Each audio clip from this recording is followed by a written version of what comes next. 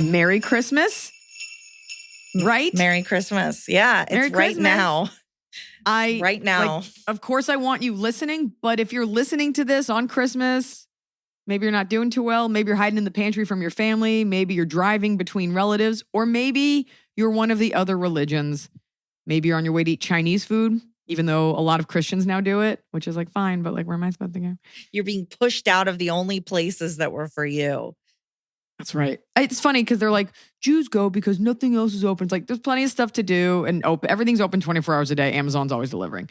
But Merry Christmas, Happy Holidays, and Happy Hanukkah because it starts on the same day. So really, I should have started with that. Yeah. Happy Holidays. Yeah. Hey, that's a big one.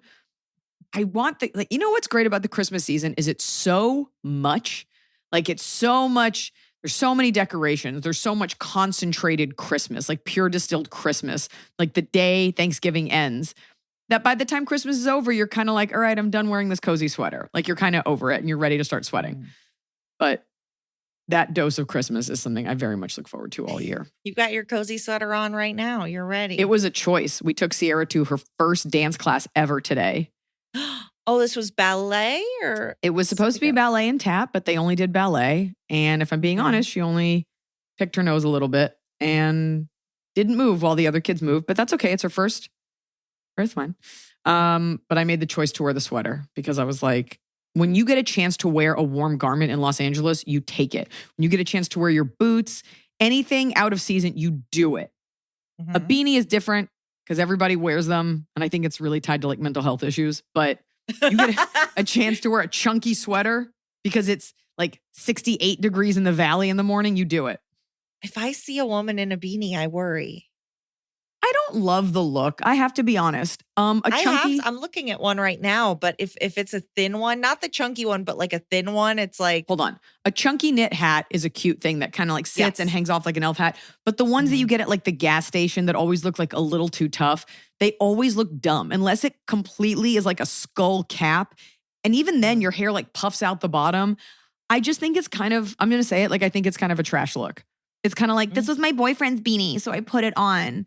And like, I want him to think that I love to fight. Like, it's just kind of WT. I'll be honest. You love to fight. Yeah, I love physically fighting. You know me. I'm always like, who's going to hold my earrings so I can beat up another woman? It's my favorite thing. I love getting into altercations, Trader Joe's parking lots, the diaper aisle. No. I mean, we now know if you didn't fight on that American Airlines flight, you're pretty solid. You're probably not going to fight someone. I would never fight someone because I don't think I could handle being hit. So, or I'd be the kind of person that got hit and I'd be like, oh, I didn't feel that. And then I would just end up inadvertently murdering someone. I'd end up homiciding someone. Anyways, Merry Christmas. Merry Christmas. Happy Hanukkah. In the future, today, in real life, Emily, you are where? On Christmas. Real life, my parents' house. Oh, so you're speaking again. Yes. And it will be Christmas Eve is when I brought home the cats. So that's a big day for your pets. Got it. Mine. Do you go over to your parents on Christmas morning or? No, I'll probably go over for like dinner. I'll probably go over in the afternoon for dinner. My mom's been getting different like games for us all to play, like trivia games. So that means you wake up alone on Christmas? The cats are here. I mean, as someone who's woken up alone on most Christmases of my adult life, it's totally fine. It doesn't mean anything, but it does sound sad. It does sound sad. And then I'm like, well, I have the cats that I got on this day out of loneliness 2 years ago. I introduced Sierra to dreidel because I love Christmas, but I'm always trying to be like, and Hanukkah. So I introduced her to the dreidel. Yeah. And Noah was like, the optics aren't great on the dreidel game. And I get it. It's kids. They're playing for money. But I do have to say, the whole reason that Jews are so heavily associated with money is because it was seen by Christians, 2,000 years ago as like unholy to handle money. So the Jews handled it. It was like, you're not going to do it? Okay, we'll do it. And even to this day, like discussing it as uncouth and, it's a topic no one wants to talk about. And somehow you're seen as obsessed or cheap if you're money minded, meaning you understand how any of it works. So I get that it like might reinforce an unnecessary stereotype, but she loves that cheap chocolate. I'm like, this is canola oil with like a little bit of chocolate coloring. And I was like, these are coins mommy got at like a craft store. I even took the little chocolates from the Thunder Valley Casino because they were silver and blue. And I was like, these are kind of Hanukkah colors. And she loves it. She loves spinning the top and then getting to eat half of a shitty chocolate coin. Honestly, that's a good day. Yeah, it's good. Grandma will take care of all the Christmas stuff. And then we'll go, today we will be, we're going to grandma's. We went to the other grandparents the night before. So I'm sure we had a lot of fun. And now we go to grandma so our head can explode. We can do grandma, all things Christmas. Out of state grandma? No, we're Jewish. Noah's mom is not Jewish and his dad is, but they aren't. I don't really know what's going on with that. So his family does Christmas. Mine does not. Okay. So you split between his family. Yeah, I think if you called my dad today, he'd be sitting in like a cold house about to go do some tennis drills. Like there's no... but I love it. I love other people's holidays. Still trying to get invited to an Indian wedding, which I know is not a holiday, but just really into other people's, just want to go and eat your food and watch your stuff. The Office made it look so fun. That one did not look fun, I'll be honest. That was like at a rec center. I just like all the bright colors, like a bird. Yeah.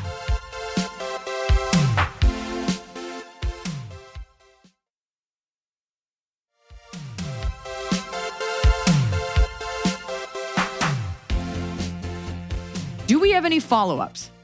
I was going to try to do some holiday-related questions first. Let's do some holiday Christmas today. I'll give you a follow-up. I still have a ringing in my ear, but I was so exhausted that I actually fell asleep with it ringing because I couldn't tolerate listening to another brown noise meditation app. I'm going for an MRI. So by the time you hear this, hopefully I will just have the news back that it's like, you're just going to have to deal with it. At this point, I'm like getting used to it, but I'm just like, well, I just want to get an MRI to make sure it's not like a hedgehog in the back of my brain. So these are scary words. And while I was at the doctor, he was like, you have a lump on your thyroid. Why don't you get an ultrasound for that? I was like, am I just falling apart? Things are not going well over there. I will say several people wrote in and said, actually, you can say tinnitus and you don't have to say tinnitus. And they're both correct. And actually, I have been and I'm going to, because I believe this is one of the few occasions where like the population is wrong, but I'd rather be a populist versus be the asshole that's like tinnitus. I don't want to talk about it. I just want you to know that my hair looks great and that's the trade-off. And now your questions. That's the trade-off. You got your hair nice for the MRI. It's for a party, but it's like that day after party hair and I didn't drink at the party. So like my skin feels fresh and my hair looks thick somehow. So. Oh, look at you go. It's all worth it. I went to a holiday party. Let's say your hair is thick from whatever our ads are for this week. My hair is thick from BetterHelp. Talking to someone grows your hair thick. And DraftKings. Let's get into it. All right. Greetings to the best rational thinking Americans I know. There you go. Not a compliment if you're from another country. If you're an American, I like that. If you're from another country, you're like, you guys are all idiots and you're the only ones that... It's from another country. I don't know if Emily's the most rational, but I definitely am. The person who just almost got arrested at the airport. Yeah. Not to waste any precious holiday time, I'll fall with the door into the house. I am a 28-year-old Afrikaans-speaking female. Afrikaans, Emily. Afrikaans-speaking female who lives a very independent life from my parents.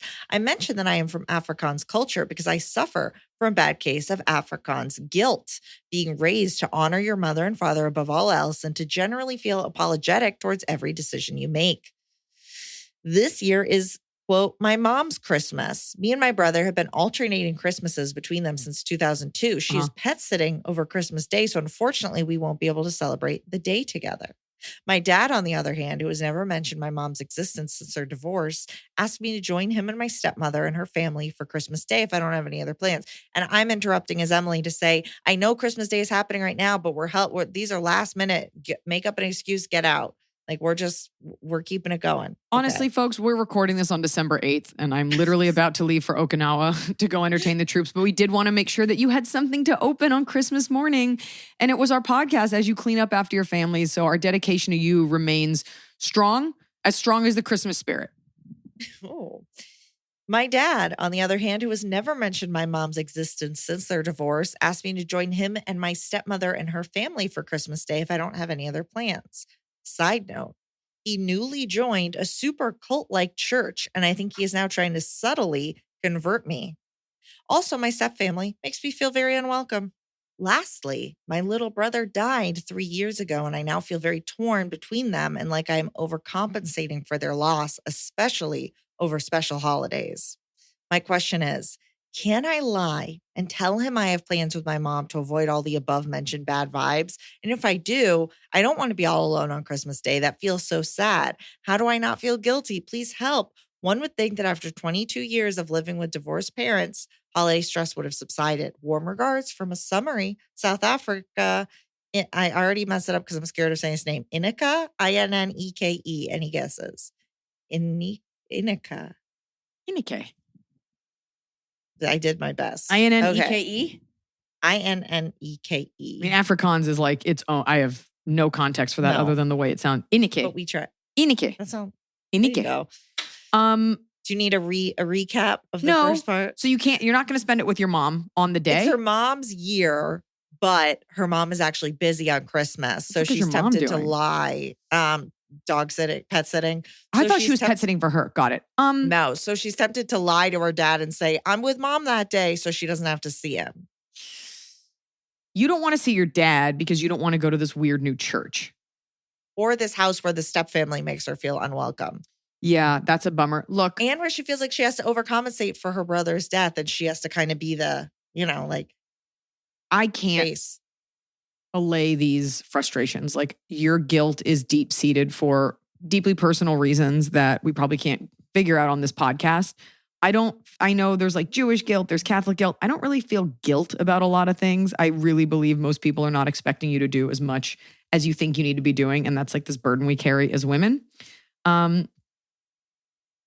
What you want to say to your dad is, hey, I fucking hate your stepkids and my stepmom's family. Like, why aren't you standing up for me? Why do you let them do this? The other side is maybe you don't feel welcome and they pick up on that. Like, I don't really know the dynamics. There's the option, if you really do feel guilty, where you go and you just try your best, you stay for a little bit. But it's Christmas Day. Your dad probably wants to be with you. However, you're allowed to spend it however you want. I think you're within your rights to lie. You know your mom's going to cover for. He's never going to ask your mom, so it's fine. Maybe you stop by for an hour later. Is that the biggest deal? And if it's fun, great. That way you saw him. You can spend the morning having coffee, watching my specials, listening to this podcast, and then just trot over there later. But you deserve the vacation that you want, and you deserve to have the Christmas that you want. Yeah. I'd be interested to know what they do to make you feel unwelcome. But really, you're there for your dad. So go hang out with your dad for like 45 minutes and then just bounce. Just bounce. That was my Afrikaans. Just bounce. Yeah. As someone who never really feels obligated to do anything for anyone, I don't, it's also hard because I don't feel that. Like, I think the root of your pain is your parents are divorced. Your dad married this woman. You don't like the family. You don't like that your parents are divorced and that your dad has this other family. It'd be different if the stepmom were awesome, but I'm not picking up on that. And now it's even worse because he's getting sucked into this like new church. And you're like, I don't want to go to that. I don't want to sit with the family. Like, you're not that cool to me. But keep in mind, your dad's probably emotionally constipated. So go for the sake of it for an hour. That's not going to kill you either way. That's what I would do. Have your morning to yourself and then go. And I would go prepared to be congenial. Because there is the version where you've gone and like you've been quiet and then they've been weird, or they think you don't want to be there, which you don't. And you're all picking up on each other's bad vibes. I think also you'll feel, if you set yourself with an out, like I only have an hour, you can be very solicitous during that hour, knowing that you get to escape, but also to the concern of like, is it going to be sad alone at my house? Get some hot chocolate, get a movie you like prep the day, get a big blanket, wake up, work out, fun plan. It doesn't have to be sad. We have different ideas of how to spend the drink holiday. More hot chocolate, get back in bed, swish with chocolate, swish with mouth chocolate. It doesn't have to be like, the movie version of the sad Christmas is like, your wife left, she took the kids, you're alone, Christmas was always this warm thing.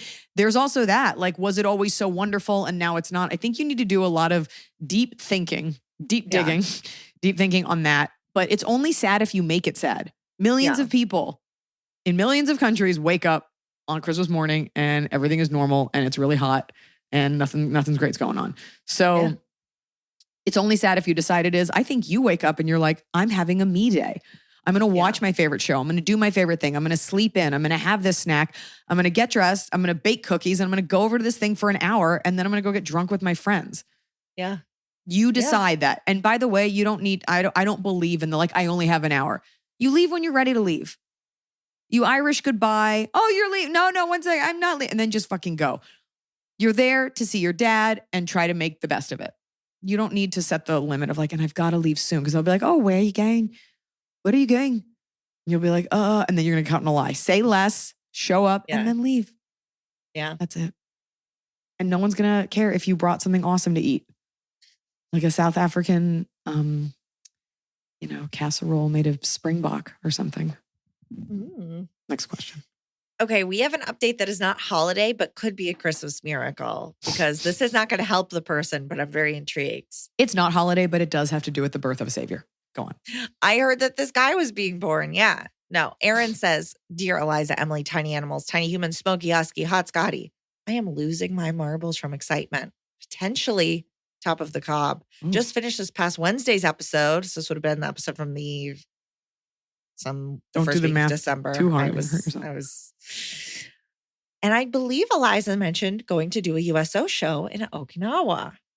I bought tickets to the Vancouver show from Omaha, Nebraska, and ended up getting, quote, deployed to Okinawa during that time. Why is it quote? Did you get deployed or not? During that time, meaning I couldn't see Iliza, but now I just heard you'll be there. When and what base? I'll be there over December and January. Absolutely overjoyed. So this would have already happened, but I was there. How cool is that? You were there. I hope that they saw you. Yeah, we got 3 bases, 3 options. So hopefully you have a pass so you can go from base to base. You're at one of them. Yeah. That was your question? That already happened. I just thought, I know, but it's just cool that she cool. Bought tickets, couldn't go, and now you're going to maybe the base that she's at. What are the odds? Because that's a remote place. I'll probably never go to Okinawa again. I thought it was always part of Japan. It's not. It's farther. Farther. I always thought it was okay. You want a big doogie? A big doogie about family tension ahead of the holidays. Hey, Pod Gang, I've been listening to AIA from the start, and I look forward to listening every Wednesday. Y'all are the big sisters I never had. We are big sister. And this story is about the big sisters I do have. So buckle up. We are big sister.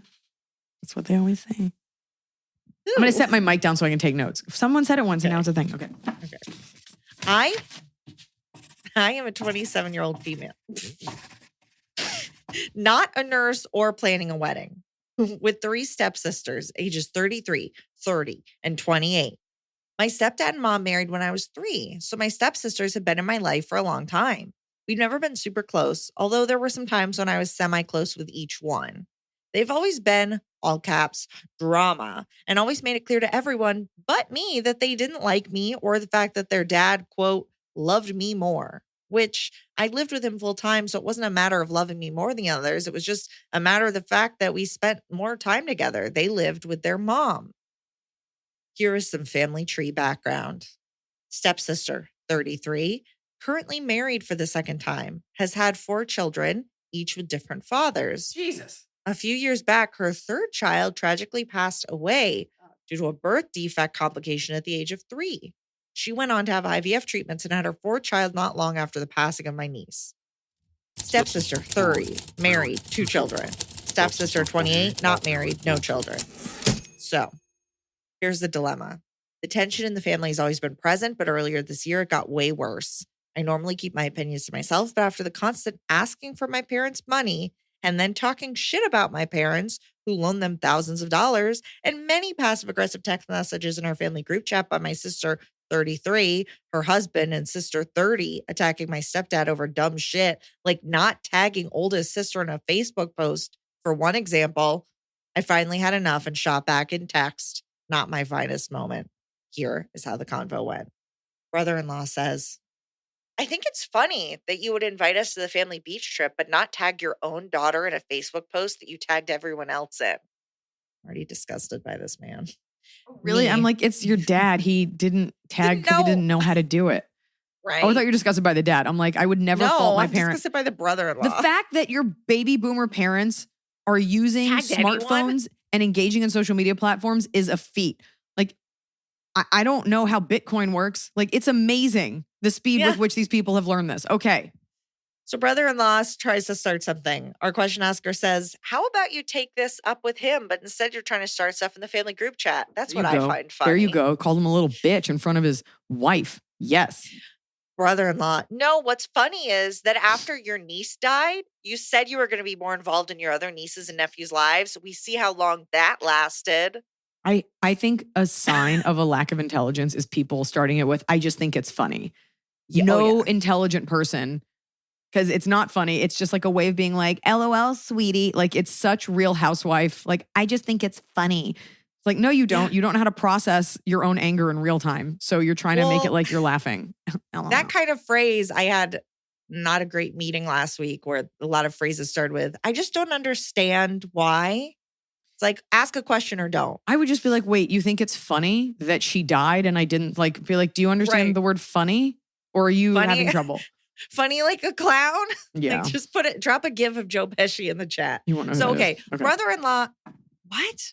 Well, no. Brother-in-law went nuclear on that. Like, that's insane. So, ouch. That hit me right where it hurt. I've always felt guilty about not being more involved in their lives, but my sisters are toxic. I'm scared to get close to any of them because I've seen them turn on each other in a heartbeat, then make up like everything's fine, which might be a sister thing, but I think it's a little extreme with them. I don't have a close relationship with my sisters. We hardly text or call. I don't visit often. They never visit me. We just have different lives, and I've never really connected with them or felt the need to try to have a close relationship. After that encounter, I was unfriended on Facebook. God, get off Facebook. How old are you? I tried to call my brother-in-law. 27? Why are you on Facebook at all? I tried to call my brother-in-law to handle the issue one-on-one, sent straight to voicemail. Well, he's a little bitch, so he may as well be that fourth sister. So I cut all contact. It wasn't worth my mental health. Sister 28 was on my side, though it was wrong and hurtful, was tired of the things the other two sisters were saying to her. Oh, thought it was wrong and hurtful, was tired of the things the other two sisters were saying to her too. So 33 and 30 are the maniacs. Well, now a few months later, everyone is friends again, except for me. Right. My sister, 28, the normal one, who was keeping contacts with me constantly after the incident, no longer reaches out or is very vague in text. Mm-hmm. My mom had to mend relationships for my stepdad's sake, which I don't fault her for. 33 has told my mom that it was me who decided to cut them out of my life and no longer have a relationship with their children.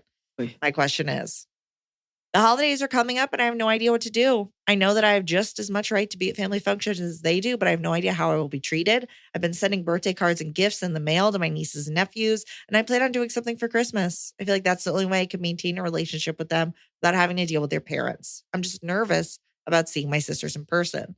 I don't want them to act like nothing happened and pretend everything is fine, but I also don't want to be treated like shit. How do I handle this interaction? Help. Insert help me soundbite from intro song. I need your sage wisdom. Sorry for the long read. Shitty aunt and even worse sister R. You know what is hard about this R is that you actually do feel bad. Like you actually, like when people are like, I'm an uncle, I'm an aunt. I'm like, I don't care. Oh, I got it from my niece. And I'm like, okay.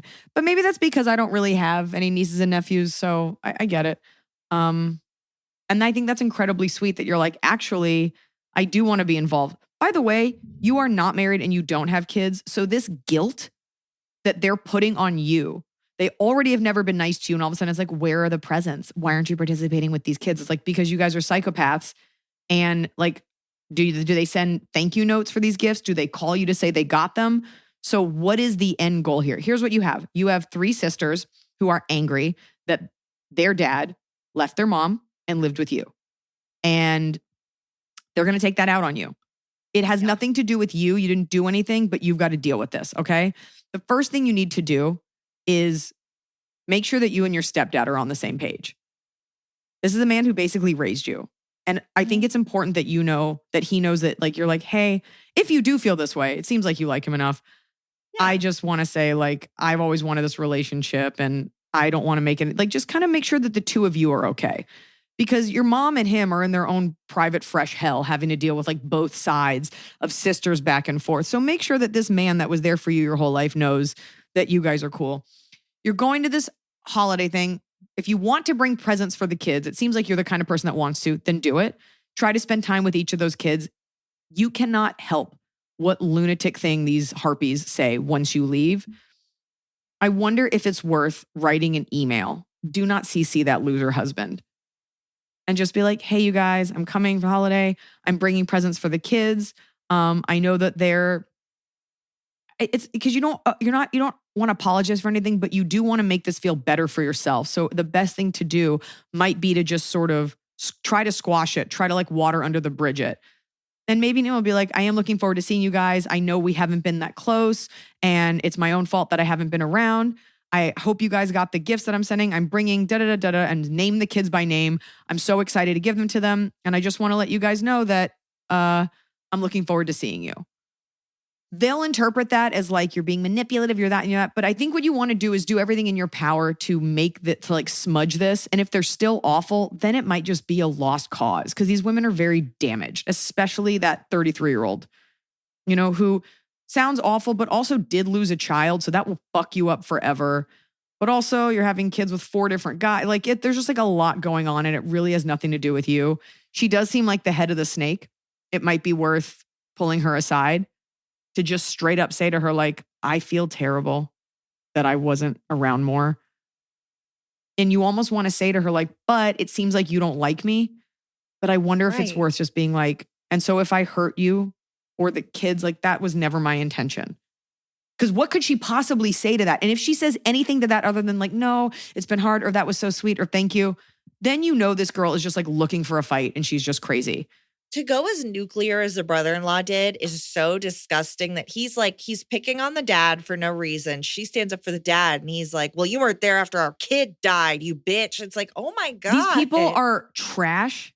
Yeah. And so I would give only, but you don't have to say you're sorry, but you can kind of try to clear the air because you're going to be there. The other version is you just show up. You're like, I'm the child everyone likes. You guys are white trash. You probably don't even have time to talk to us because you're busy with your 15 kids. You're not going to do that. No. Is there a way, is it giving up too much power to be like, look, 33-year-old sister, in what way do you want me in your kids' lives? Because to be in your kids' lives, I have to be around you. And it seems like you don't want me around you. Like, what does she want? It's tough because what relationship? I don't think that's wrong, but I think this kind of person would be like, what makes you say that? See, you're saying that, you're making it defensive. Why do you think that? Right. And she'll make it, you'll have to argue. So, And I also think you're afraid because even if you do all this, tomorrow they could all decide to turn on you. Mm-hmm. So you make friends with the one younger one. It hurts to be vilified and you didn't do anything wrong. Yeah. And you need to know that and you need to show up.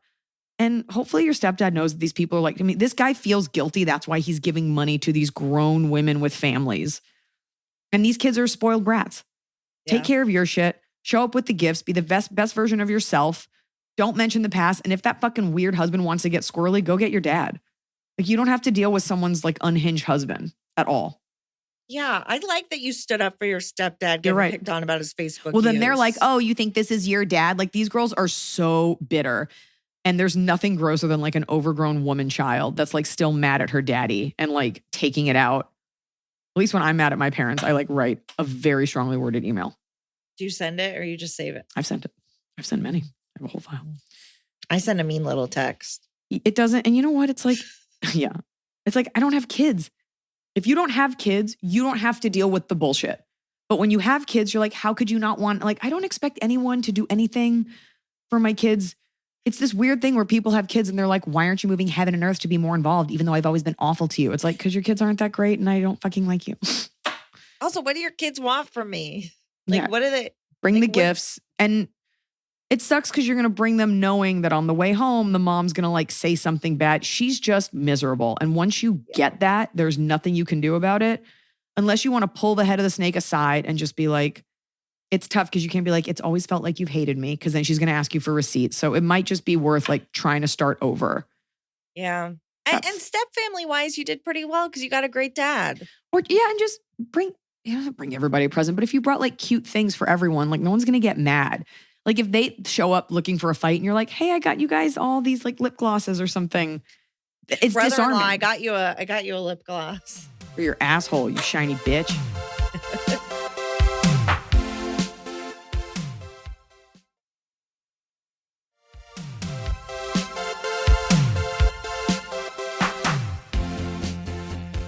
All All right. Well, this is not holiday, but very appropriate. Is he a man-child or am I a bitch?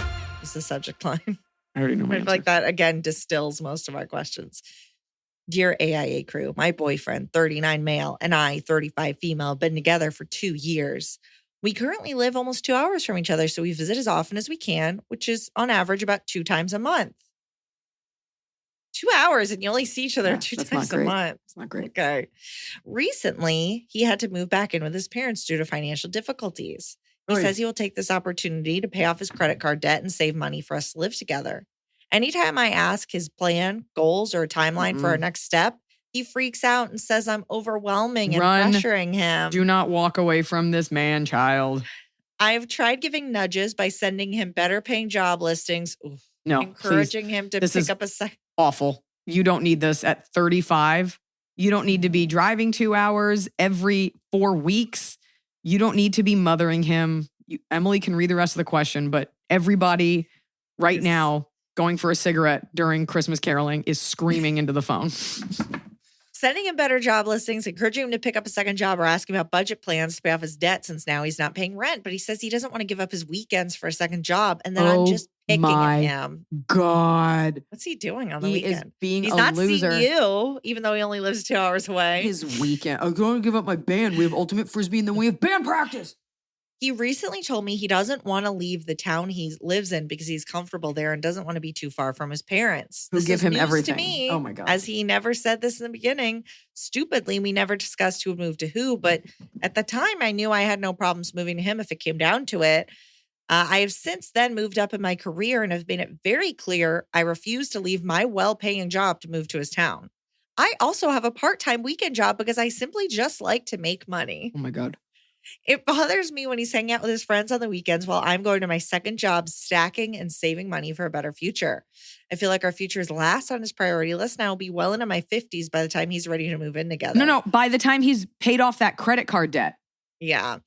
So far, all I've heard are excuses such as he's never lived with a girlfriend before and he's scared. He's 39. He doesn't want to move away from his writing. Parents. No. He hates the town I live in. And the newest one is that his parents would frown upon us living together without first being married. Oh Well, I feel I've been extremely patient and understanding. I am not getting any younger and I'm ready to settle down. I love him, but I feel he may be in denial and wasting time. Am I being too pushy or does he need to grow up and stop being a man-child? P.S. My lease is up in 8 months, and he couldn't tell me if he'll be ready to live together by then or not, which will be nearly 3 years together. No, please stop. I think I know the answer, but I need you to give it to me straight. Sincerely, a glorified babysitter. Dear a glorified babysitter, the question on all of our minds is, how hot is this guy? Right? I'm sorry. Okay, cool. So let's play this out. In 8 months, he's like, yup, I'm ready now. I'm ready for you to pay all the bills. I'm ready to live off of your money. I still haven't paid off this debt and I still need my weekends for myself. Oh, you made extra money? Can we so we can go get Taco Bell? Absolutely fucking not. You are not cut from the same cloth. You are driven. You have priorities straight. Part of that is being a woman, but I don't know if you want to have kids or a family. You want to create a future with someone. And this guy is stuck as a child attached to his parents who wants to have his weekend. You will bang your head against a wall trying to make him into what you want him to be. Whereas any other normal, self-sufficient man would have already done 15 things on this guy's to-do list, okay? Including not being obsessed with his parents and forget credit card debt. Like you can still be an adult with credit card debt. And you can also still be adult without having a weekend job, but he doesn't even have a job, right? No. This is he has a poor paying job. She's sending him listings for better paying, better jobs. You are mothering him and you are playing the role of a wife and you are getting nothing in return. What does this man give you? What does this man give you? Honestly, play out the next 5 years. Even right now. And do you have to come visit him sometimes, even though you're the one with the weekend job? This guy is willing to waste your time as long as you're willing to be misled. So many men do this. They're like, well, she's there. Absolutely not. Break up with this person because you are going to date someone else and they're going to look at you like a loser. They're going to be like, how long were you with this person? It's going to decrease your feeling of self-worth. Get away from this person. You are on a rocket ship to a future that you are enjoying and financial stability and all of these good things. This guy is dead weight. He will accidentally get some woman pregnant and he'll just be like some loser dad. Leave him to a future in 5 years from now of sending angry texts to his wife's stepsister on a holiday. God, no. Yeah. Not even. Oh, my, you know. You don't need to be driving. And you're not even seeing each other that month. I thought you were going to be like, we see each other every week. Like, this guy is making zero effort. Girls are so, I'm sorry. I'm just going to say this. We get so stupid when we think like this guy might love me and might fertilize my eggs. We do the dumbest things at the shot of a future that we've only imagined by ourselves. This man has not agreed to one thing one system you've wanted to put in place for your future. He has not agreed to one idea that you have in your head for your future. And you are living in a fantasy, a shitty fantasy. Well, and let's say we give this man a very charitable read and he's actually great. He's not. You still have very different ways of managing money, and that's enough to break up a relationship. You are sitting there stacking in savings. You are working on your weekends. That is just a different level of ambition and a different lifestyle than the guy who's like, no, I don't need to make money. I live with my parents. And he's going to ask you for that money one day. Oh, it's only $5,000 in credit card debt. Could you pay this off for me? Absolutely not. And then you're stuck with this person asking for that money, or they break up with you and you legally have no claim to it. No, none of this. No. Take one of those free weekends that he's busy composing synth metal songs to his plants or whatever and go get you a new man. Okay, next question. Hi, Liza and Emily and the whole pod fam. I love the podcast and I listen to every episode the day it comes out. I really liked your explanation of the Israel-Palestine conflict. I didn't feel like I understood and you provided some clarity. So thank you. I got more. Anytime, Nicole. Just waiting. On to my question. I have a 5-month-old and Christmas is coming up. My husband's family is very well-meaning, but Thanksgiving was a disaster. And I ended up hiding upstairs in a bedroom for hours because my baby got so overstimulated and upset. They mean well, but they were constantly in his face. I had him all cozy in a wrap, and family members were getting into my personal space, getting really close, exclaiming he, quote, didn't look tired when I politely asked them to let him take a break after being passed around for over an hour. What do I do? I'm dreading Christmas so much. I just want to have a nice time. You can use my name. They're all boomers who don't even know what a podcast is. Nicole, P.S. I also have an animal songs for my dog, Avi. She's a 13-year-old Chihuahua mix, and I've had her my entire adult life. It's called Puppies and Their People. Do you want to answer first or hear her song first? Okay, we're going to answer first, but I am going to say this. We try to be even-keeled on this, so I do have to ding you for saying they're boomers who don't even know what a podcast is. That's crazy. We have a lot of baby boomer, and I also don't like boomer because it feels so charged. I know, Emily, you don't like anyone older. I know. You got you think everyone's like ultra conservative. Anyone over 50 is coming for your rights. I get along very well with people over 50. I'm just saying. Women. Yeah. I'm just saying, take it down a notch. Maybe your relatives don't know, but plenty of people listening to this podcast are older than us and very technically savvy and technically proficient. This catalog baby. You have a very cute baby. Little man. And one of your dogs looks like a well-done chicken tender. And your Chihuahua looks, I'm just going to say it, taxidermied. But that's because he's wired hair. Beautiful. What you're experiencing is part of the growing pains of becoming a mother and literally growing up. And part of being a mom is always doing what is best for your child. You can't hold him. You have to be comfortable with saying no. We say no to our children. We have to be comfortable as women with just saying no to people. Hold that baby. If you think you're overwhelmed, so the baby's overwhelmed. But if you truly think he's overwhelmed, no, I'm just going to sit here. We're just going to be kind of quiet right now. I'll pass him around later.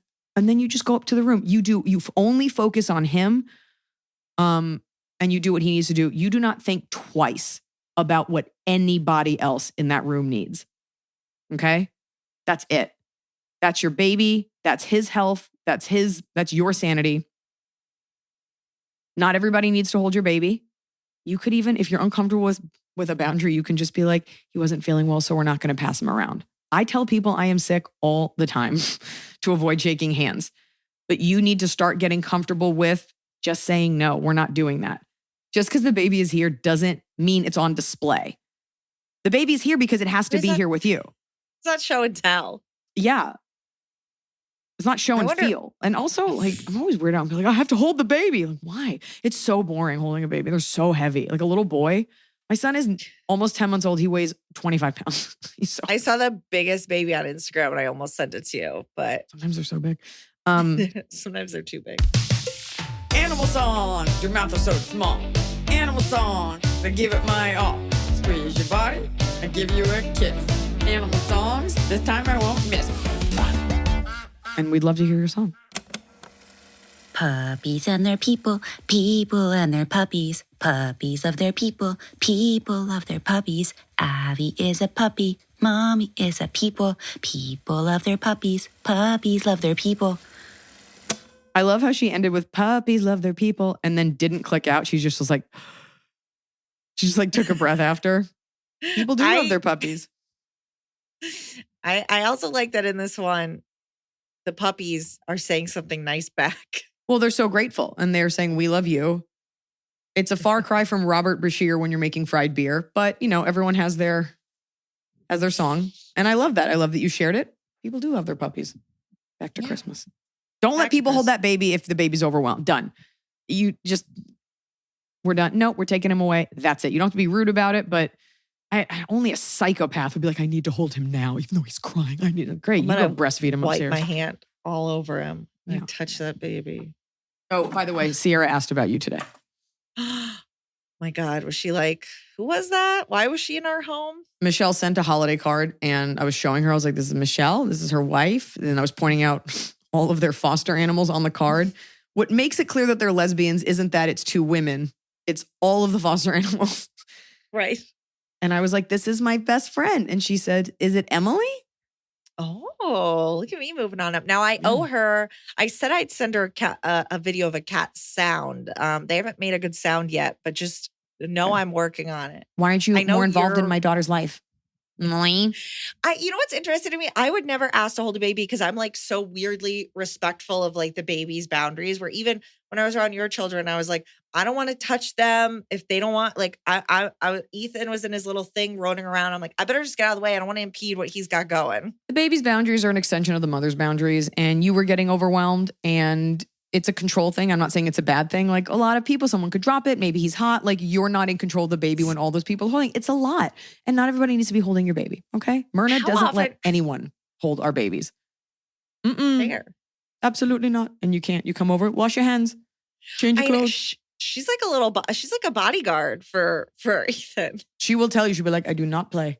She carries a metal pipe in the stroller when she walks him. To fight off coyotes? To anyone. Like she's from Jamaica. Like she does not fuck around. And I will come home to see my own baby. Change your clothes from the plane. Wash your hands. Oh yeah. I love that. And Ethan had a little snoodly, like little runny nose. She goes, not from me. I've never seen this woman get sick. It's you. That was blaming you. Oh, yeah. Do you think it's the woman who lives in a room with him or the woman who shakes 2,000 people's hands after a show in a casino? Yeah. All right. Mother-in-laws from hell. Hello, Iliza. Emily. Hot Scotty number 1. Please put song in? ? Exclamation mark. Hot Scotty number 1. Number 1, Hot Scotty. Hot Scotty number 2. Number 2, Hot Scotty. Nice, Scott. Good stuff. And the rest of the AIA crew. I need some holiday help, please. I would like to stay anonymous as I've introduced people to your comedy and podcast. Also, why do you have to say anonymous? It's not like you're like turning people into communists. Like, I don't want to make it on the list. Also, doing as Iliza asked and using character names from a show so she can guess what that show is. Oh, I get why. Because you want to say something, you don't want people to know it's you. Right. Which is the dumbest thing I've ever said. Like that's why she wants to be anonymous. Okay. I thought you meant like, I've told so many people about your show. I don't want anyone to know who I am. I made a mistake. Okay. I don't know if I know these names. We'll find out. What's the show? That's what you're supposed to guess. Oh, I can't wait. Okay, go. Okay. My boyfriend, we will call Spencer, 24. Spencer Confidential. It was a movie. And I was in it. Okay. And I, 23, have been together for 2 years and I'm the happiest I've ever been. Background. My mother, Jennifer, and his mom, Emily, are both the mother-in-laws from hell. They both think that they are the only people with correct opinions, that they should come first in Spencer's and my life. All holidays should be spent with them and not the other family. Jennifer has tried to call Easter, Thanksgiving, and Christmas Day. We want to split holidays evenly throughout the year. However, whenever we bring this up with our parents, they get defensive and aggressive with us about how they aren't going to see us on Thanksgiving or Easter, whatever holiday. We are tired of not being able to see each other. I don't want to get in between things with Spencer and Emily, as you've always said not to, but we need to put each other first. We don't live together yet as we are saving money for a down payment on a house. So it's not like we can retreat to our own place and avoid them altogether. On top of that, Spencer travels for work, so we don't see each other as much as we want. I just don't know what to do and could really use some big sister advice as I don't have a big sis of my own. Thanks for your help and advice. Penelope, bonus character name. Okay. So we're going to go back through these names. Probably some weird British show. Spencer, Jennifer, Emily, Penelope. It's British. My guesses are NCIS or Pretty Little Liars. Let's see. Okay. What's the answer? It doesn't say, so I'm just Googling I'll just sit here while you names Google at once. Your favorite TV show. Oh no, it's bringing me fan fiction. Okay, can we move on? Criminal Minds. Oh, okay. Oh, fun. What you need to solve some of these family issues. You're saying you want to spend time together. So are you saying you don't want to do any family thing? You just want to do something the two of you? It sounds like neither of them is allowed, like they're currently not splitting. It's not like they both go to Thanksgiving or they both, I think, are doing all of their own family's holidays so each of their moms don't flip a shit. Right. So they want to be together on the holidays. And I think they're fine doing that at a parent's house, but both moms are jockeying for every holiday, which is unfair. It's unfair because you're not married. You know, it's like, of course you want to have your child there with their boyfriend or girlfriend or something. You're not married, you're not engaged. So it's like, okay, well, you're not at a serious place yet, but you think you're going to be with this person. Let's say this is the person. You are, as an adult who pays your own bills and has your own place, which I'm assuming you do, within your right to express this. I don't think it would be the worst thing. To put it in a succinct email. CC both moms. We're having trouble because we really want to spend time with both of our families. There just aren't enough hours in the day. So we are going to divide these things up. It's tough because you're not married, because immediately your mom's going to be like, fine, I want Christmas, Thanksgiving, and this and this and this. I think realistically, look at the big holidays and really think about like which one means more to whomever. Like just kind of, you have to divide it up. Maybe you can split something. Maybe you can both. I don't know if it's in the same town. Don't get yourself crazy over it. Your parents want to see their children. And that's totally fair. But it shouldn't be at the expense of the kid feeling horrible. You know? And so, okay, so Easter, like go for half a day or something. Christmas and Thanksgiving, you know, in our family, on Noah's side, where it's less Jewish, they alternate. One set of parents gets the Christmas day, one gets the Christmas Eve, and they just alternate back and forth. It's a long system to put in place because who knows if you'll be together forever, but that's something that you can begin to honor and, you know, time starts to go by, whatever. Can you do Thanksgiving? We come by and then we'll come over for dessert, you know? I do think it's worth both of you having that discussion with your moms and put it to them, be like, we both love you. I want to be there for all these things. What do you think I should do? And hopefully your mom's not just like, well, you should spend them all with me. And it's like, okay, well, I love you, but I'm trying to build a life with this person. And then it just kind of has to be what you guys decide. Well, and in the future, ideally, when you get married, you move in together, you can say, hey, everybody come to our house. Yeah. Invite us. But I think this begins, you know, you sort of standing up for the life that you're creating with this person. And your parents always fall in line. Parents are always eventually are just like fine with what the kids want to do. But this is you going from being like a kid to a woman with a serious boyfriend and trying to accommodate everyone, which never works. But this marks the beginning of you sort of broaching that you're going to stand up for yourself. Mm-hmm. And then just adhere to it. And that's it. And you're doing like, Mom, I'm doing the best I can. I really want to see you. But if you're going to make me feel bad or something, then we won't come. You don't have to threaten them, but like rationally say like, we're trying to see everyone and it's impossible. Yeah. Well, it's time for Cobbs. Taste the top with a Cobb. You're doing it right every day. You just take a bite, top of the Cobb. Time for some Christmas Cobb. Do you want? Okay, bottom. Me, Fan. Fan has a chunky one. Do a chunky bottom. Hi, Iliza, Emily, crew, and all listeners. Is this the first time the listeners have been greeted? I like that. Eliza and Emily, I was the girl you sort of fought regarding having an unhealthy fetish about Halloween. Yes, I know I have a problem. However, my bottom of the cob is all about squirrels. Since we're now in the month of fall, my boyfriend and I thought it would be nice to do outdoorsy fall stuff on Saturday, followed by a birthday celebration for my boyfriend's dad. We wanted to pick out a pumpkin, grab homemade donuts, homemade cider at a farm we frequent in the fall. We started the day by going on a nice walk. It was in the low 70s and sunny. When we got home, my boyfriend just screamed, "Run to our room." I didn't see it, but he saw a squirrel just chilling by our downstairs. We have a bi-level house, so you can easily see the downstairs area. A little bit of context. About 3 weeks ago, we could hear claws in the attic. We decided to call someone and they installed something to keep the squirrels from coming back in the house. Well, turns out that company missed a lot of spots.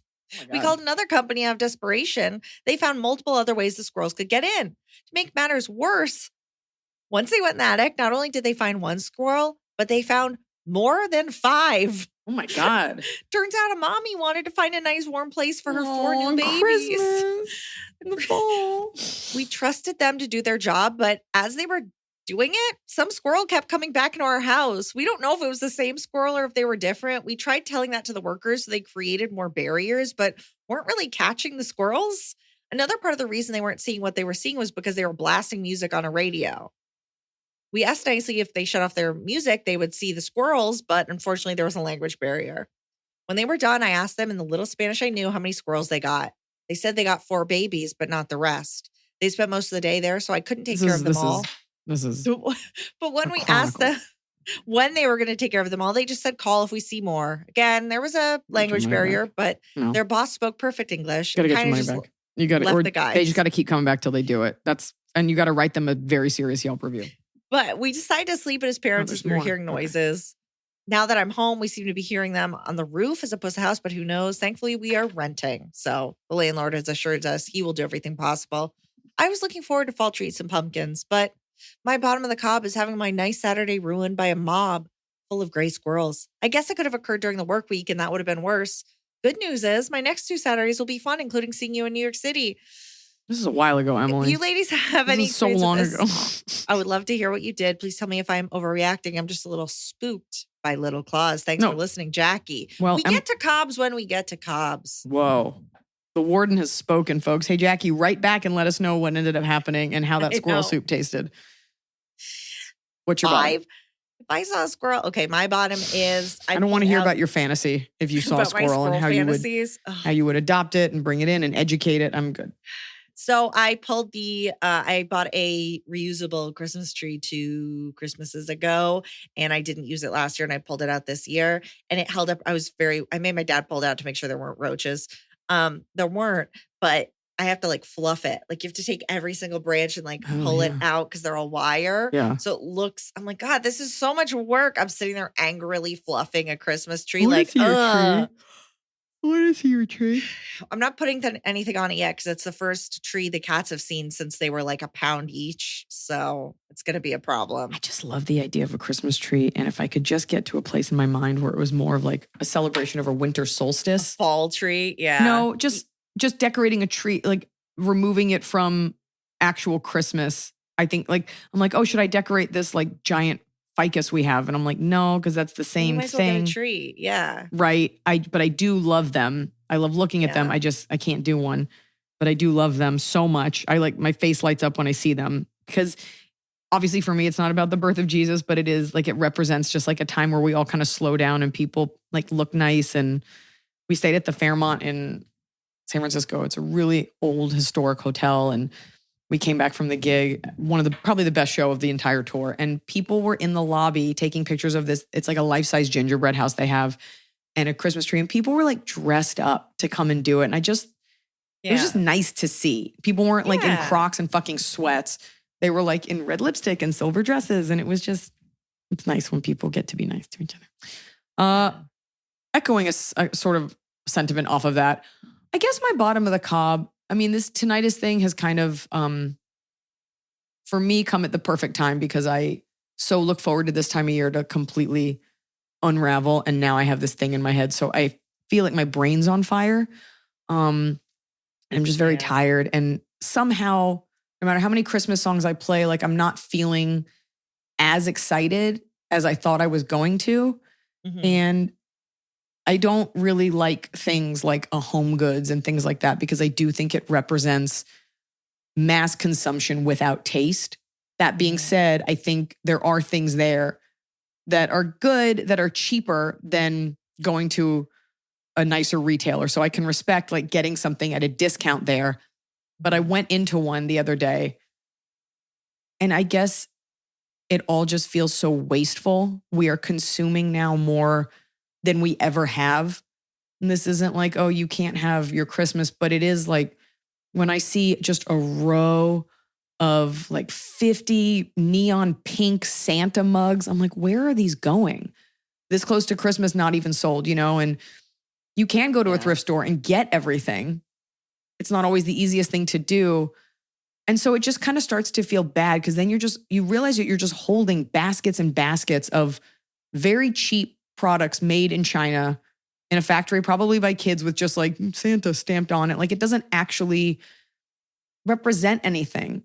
Even the Hanukkah stuff, which don't get me started on that. And so there's kind of just seeing people leave with like, it's not about even judging because we all buy crap, but like endless armfuls of plastic bags of plastic things of evocative of things that were once handcrafted or wreaths or things that were once nature that we don't have access to.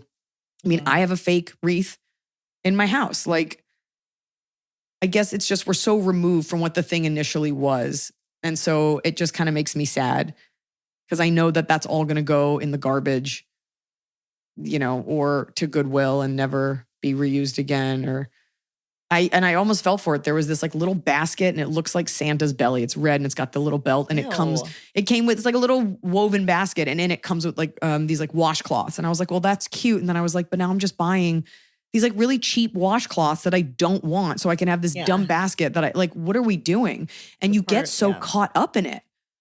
Like I find myself like, I mean, need more ornaments. I'm like, for what? We don't have a tree. Yeah. It's hard to like take a minute and just like appreciate the room that you have and just reuse stuff. So I guess we're all part of the problem, but it just makes me like always a little sad. That's all. Yeah. It's like a lot of fake snow. And you're talking to a girl who used to buy a lot of buffalo snow. And I wish I could take it all back. Merry Christmas. We all have a past. Okay, top of the cob. Top of the cob. Go ahead. This is from Kim. I felt so seen last Wednesday, this was in November, when Iliza specifically mentioned Subaru driving fans like me, as I am on my way to work in my Subaru. Grateful to be part of the AIA community. Thank you, Kim. We love you, Kim. My top is Christmas could have been really messed up for me. Again, not that I'm religious, but you know, I'm as a just general white person. Celebrate Christmas. And I had to put Gracie to sleep like mid-December, right before I put up my tree or anything 2 Decembers ago. So I wasn't going to put up a tree or do anything. And I was just like, this is it for me. This is like, I'm over. But then I got the cats on Christmas Eve. So it's nice to have like another association. Yeah. So I'm like, I'll do exactly what I do with them every day, which is sit there and let them run the household. But it is nice to have like kind of that anniversary bright spot of, hey, you guys came into my life and now you destroy everything. That's nice. That's nice. You like that. You like a little bit of cat chaos. Yeah. Yeah, it's okay. That's the excitement I have. Mm-hmm. My top of the cob, I went to a really cool holiday party the other day and I wore this top that I got from Alice and Olivia, which looks like a giant red flower.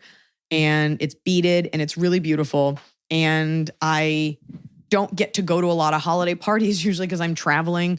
So I was really excited to go and I took Noah and I was just sitting there and I did my makeup and I was really proud of my makeup and I did my hair and I thought I felt really thin. I just felt really elegant in my top. And secretly I was like, I hope people notice my top and come up to me and tell me that they like my top. And this woman came up to me who was so beautiful and we were just chatting and she was beautiful. And it was only after that she walked up, she goes, "You look beautiful." Oh. And she was so beautiful. And I was like, that's exactly what I wanted to hear. Like, I felt like I was poised and sitting there. We had a lovely conversation. I love complimenting other women. And I love that a woman just walked up and just said that. And even though I do it freely, it like inspired me the rest of the night to like take time to say to a woman, like, you look gorgeous. I just love doing it. My mother always complimented women when I was growing up. I never, ever heard my mom say one disparaging thing about another woman's looks. And that wasn't in an effort to show me like, look, sisters helping sisters. She just, when a woman was pretty, my mom would be like, look at her hair. Oh, look at her outfit. It was always from like a true, like complimentary light versus doing it to be demonstrative. And I carry that with me. And it makes women feel great and it makes you feel good to do it. And it always opens up a conversation. No one's ever going to not want it. Yeah, you get people that are like, thanks. And they keep walking. But like, I was just, if I like your hair, if I like your lip, my fans all the time, I always say, if I like something, we're like little. But if she didn't say something to you, you still looked great. I Don't looked take fantastic. that to heart. I'm not talking about you. I'm talking about all the fans that you didn't say something to. You still look great. But if you like make an effort to dress up to come to my show, I'm probably going to say something.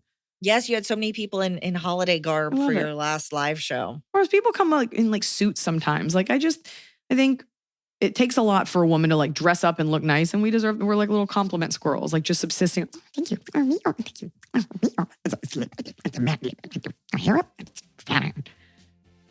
So that's it. I hope you guys had a wonderful Christmas, wonderful kickoff to the Hanukkah season. Whatever you're doing, our biggest Christmas gift is you. And we hope to be bringing you better, newer, faster, harder episodes of Ask Iliza Anything. You heard me. Rock turgid. In the new year. Turgid, no.